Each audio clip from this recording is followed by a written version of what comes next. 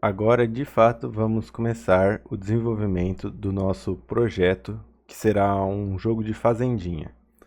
Para começar, você vem aqui em Criar, digita o nome do projeto. Vocês podem colocar qualquer nome, por exemplo, jogo fazendinha, alguma coisa assim. Eu vou colocar curso Godot. Aqui no renderizador, vocês podem colocar o avançado, ou se tiver algum problema, vocês colocam no compatibilidade aqui. Eu vou optar pelo compatibilidade e clique em criar e editar. No caso, eu já tenho aqui, então eu não vou criar um novo. Eu vou abrir o que eu já tenho. Tendo aberto o projeto, nós vamos agora criar as pastas que nós vamos usar para organizar o nosso projeto. Vindo aqui no File System, aqui na esquerda embaixo, vamos clicar com o botão direito, criar novo, pasta. A primeira pasta que nós vamos criar vai ser a Assets. Ela será responsável por armazenar imagens, áudios, modelos 3D e ícones do nosso projeto. Vamos aqui criar uma nova pasta. A segunda pasta que nós vamos criar vai ser a Scripts. Ela será responsável por guardar todos os scripts do tipo GD Script do nosso projeto. Todos os scripts eles têm a extensão .gd. Vamos criar mais uma pasta. Essa pasta vai ser a pasta responsável por guardar as cenas do nosso projeto. Elas têm a sua extensão .tsn. Vamos dar o nome de scenes. E vamos criar por último a pasta resources. Ela será responsável por guardar todos os recursos que são criados e utilizados internamente pelo Godot para gerenciar, por exemplo, estilo, itens e outras coisas também. E eles têm em comum a extensão .3 ou .res. Para melhorar a visualização, nós podemos adicionar cores às pastas aqui na esquerda para melhor a gente selecionar e ver. Então, para fazer isso, a gente clica com o botão direito, vem aqui definir cor da pasta. Vou definir a assets como amarelo, a resources como roxo, a scenes como azul e a scripts como cinza. Mas vocês podem escolher a cor que vocês quiserem, que vocês acharem mais significativo. Antes de prosseguir, nós vamos precisar baixar os assets do nosso projeto. Para isso, vai ter um link aí na descrição do vídeo, do repositório que contém os assets. E vocês vão lá, acessa lá, e vão abrir essa página aqui. E vocês vão estar nessa página aqui, provavelmente vai ter mais coisa aqui. E vocês vêm aqui nesse botão verdinho Code aqui, clica nele e clica aqui ó, Download Zip. E vocês selecionam um diretório onde vocês vão querer baixar. No caso eu vou baixar no mesmo diretório que eu estou com o projeto ali aberto. Vou clicar em salvar. Terminado de baixar, vocês vão lá na pasta onde vocês baixaram o zip. No caso eu tinha colocado na mesma pasta onde está o nosso projeto do Godot. Daí vocês vão ter que ter algum programa para conseguir dizipar esse arquivo aqui. No caso, eu tenho o WinRAR e eu também tenho o setzip. Vocês podem usar tanto um quanto o outro. Daí, no caso, eu vou extrair usando o setzip, usando essa opção aqui, que ele extrai para uma pasta com o mesmo nome do zip. Eu vou dentro dela aqui. E tem a pasta Assets. Você vai pegar só a pasta Assets. Provavelmente para vocês vão ter muito mais pastas aqui. Vocês vão pegar só a pasta, dar um Ctrl X e colar aqui. Daí agora você pode apagar essa pasta e esse zip e voltar lá para o nosso projeto.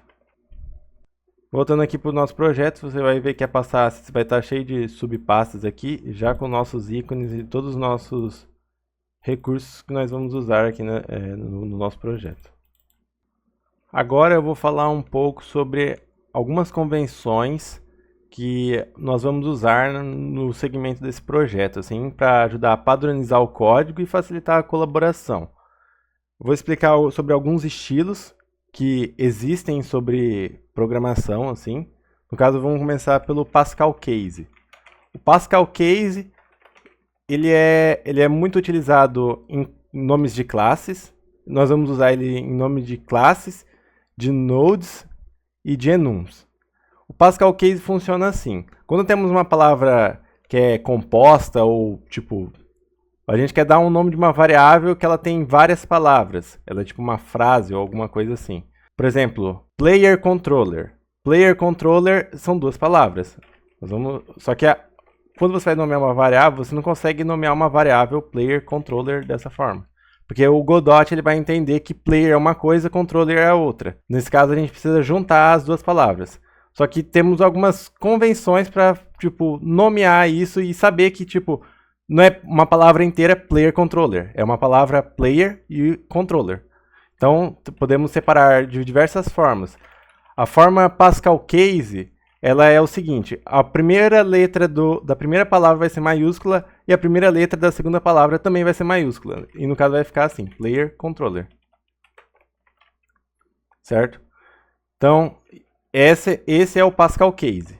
Agora, eu vou falar sobre o Snake Case. O Snake Case, ele usa underline para separar as palavras. Todas as letras das palavras são minúsculas. Então vai ficar assim. O mesmo exemplo do player controller vai ficar assim. Player controller. Dessa forma. Também temos o camel case. O camel case geralmente é utilizado para nomear métodos e funções. Porém, o Godot ele não utiliza esse estilo de nomenclatura para funções e métodos. Ele usa o Snake Case, que ele usa os mesmos padrões que o Python usa. Mas, no caso, o Camel Case seria da seguinte forma. A primeira letra da primeira palavra é sempre minúscula. E as letras das palavras seguintes vão ser sempre a inicial maiúscula. No caso aqui, ó, vamos pegar a palavra player, controller, seria da seguinte forma. E se tivesse mais alguma coisa, daí a gente ia colocando as primeiras letras das próximas palavras com a inicial maiúscula. E por último, temos o Screaming Snake Case. O Screaming Snake Case ele é muito parecido com o Snake Case, só que ao invés de usar todas as letras minúsculas, são todas as letras maiúsculas separadas por underline. E no exemplo anterior, se a gente for nomear a variável utilizando o Screaming Snake Case, vai ficar da seguinte forma. Player controller. Esses são os três estilos de nomenclatura comumente utilizada na programação. No caso, para variáveis, o adequado que a gente vai usar é o Snake Case. As variáveis nossas vão ser nomeadas usando o Snake Case, que é esse padrão aqui.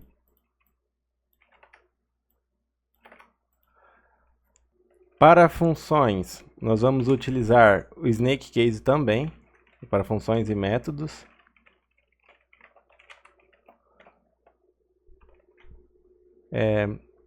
Para enums, nós vamos usar Pascal Case para o nome do enum, e para os membros do enum, vamos usar Screaming Snake Case. E no caso, por exemplo, um enum, tipo, por exemplo, types, nós vamos lá, ele terá a primeira letra maiúscula, porque é o Pascal Case, e os seus membros, que vão ser constantes, vão usar o Screaming Snake Case. Por exemplo, constante 1, constante 2, etc. Constantes também livres no projeto vão usar Screaming Snake Case. Então, uma constante.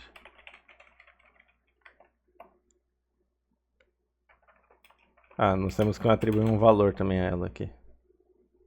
E em classes, nós vamos usar Pascal Case. Por exemplo, uma classe. Ela será da seguinte forma. Com a inicial maiúscula, com as iniciais maiúsculas das palavras e o resto tudo minúsculo. Agora, aqui no projeto, por exemplo, o nome dos nós serão Pascal Case. No caso, esse nó aqui, ele já está no padrão, mas, por exemplo, vamos pegar um outro tipo de nó. Por exemplo, aqui no Godot, você já percebe que eles já utilizam desse aqui, ó, por exemplo, Animation Player. A primeira palavra, Animation, tem a inicial maiúscula e o Player tem o inicial P maiúscula, por exemplo. Lá, ele já está no padrão, então a gente utilizaria o mesmo padrão que a gente já usa. Agora, para o nome das cenas, nós vamos usar Snake Case. Ó, Eu já tenho uma cena aqui, que é essa aqui que eu estou usando para representar esse script para vocês, que ela já tem o nome Node.tsn. Se a gente fosse criar uma cena com algum nome aqui, a gente colocaria um underline e a segunda palavra. Para o script, a mesma regra. Utilizaria tudo minúsculo, underline e as outras palavras. Agora, vamos falar um pouco sobre o uso do padrão ACE.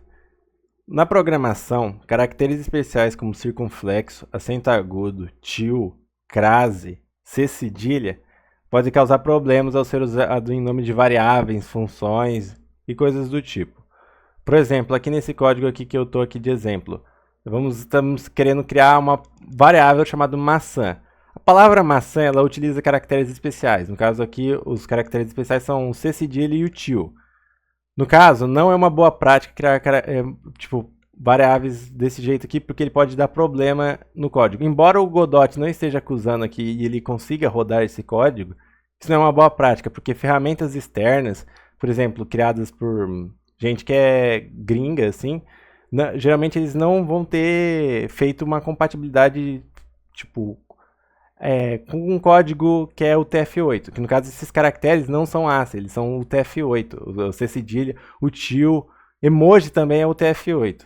E no caso, daí, por exemplo, você vai rodar o código e vai dar bug. Daí, no caso, o que é uma boa prática? Usar somente caracteres ACE no nome de variável e coisas do tipo. Isso também reduz a dificuldade de, portar esse código para outra linguagem, outra coisa assim, porque, por exemplo, você vai criar a palavra maçã. Aqui no Godot roda, mas, por exemplo, você vai querer, fazer um código para outra linguagem lá, você vai escrever, você vai ver que não vai dar certo, porque aquela linguagem ela não suporta caracteres UTF-8 no meio de variável, assim, né? Daí o que a gente pode fazer para solucionar esse problema? Daí aqui, você vê que a palavra maçã, ela é problemática. Daí a gente pode fazer, qual que é a primeira intuição? Assim, a gente usar, vamos tirar o C cedilha, trocar por C, o A com acento, a gente coloca um A sem acento, né? Porque o C e o A, eles são caracteres ACE, né? Eles não eles estão dentro do padrão lá, internacional.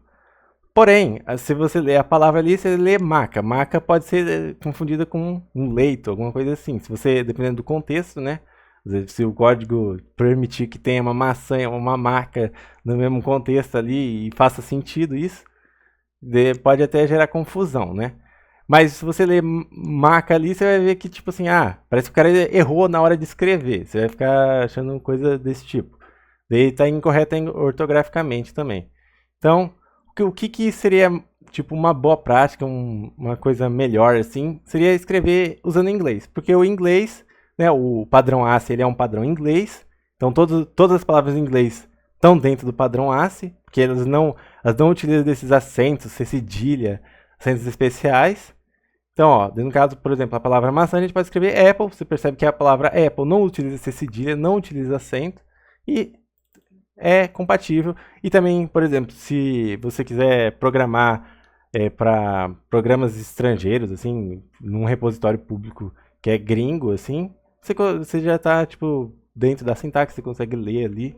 Você já está, habituado ali. Porém, isso se limita apenas a nomes de variáveis, nomes de funções e coisas assim. Por exemplo, em strings é permitido, não tem problema você usar esses caracteres em strings. Por exemplo, aqui a gente tem uma variável chamada message. Message está dentro do padrão inglês que eu estou propondo aqui. E a string que ela recebe tem caracteres especiais. No caso é a maçã, né? E o você aqui também, o e, ele é um caractere especial aqui, né? Então, isso aqui é permitido. Na maioria das linguagens, geralmente é aceito isso aqui, dentro da string, porque a string ela não é uma variável dentro do código. Então o interpretador lá, o compilador, ele consegue aceitar isso bem mais de boa. E também, isso, comentário, principalmente comentários, né? Porque comentários, esse comentário aqui, ele tem um acento aqui, um acento agudo. Aqui também, aqui na área aqui. Por exemplo, tem outros lugares aqui também, o círculo aqui, o si aqui. E a função aqui, também, o C cedilha e o til aqui. No comentário não tem problema também, até porque o compilador ele ignora isso, então, tipo, não dá problema. Então, comentário e string é permitido usar caracteres especiais, mas em funções, nome de variáveis, nome de classe e outras coisas assim, não é uma boa prática, tipo, por questões de compatibilidade e tudo mais, assim. E no caso a gente tipo, programar o nosso projeto escrevendo variáveis em inglês mesmo.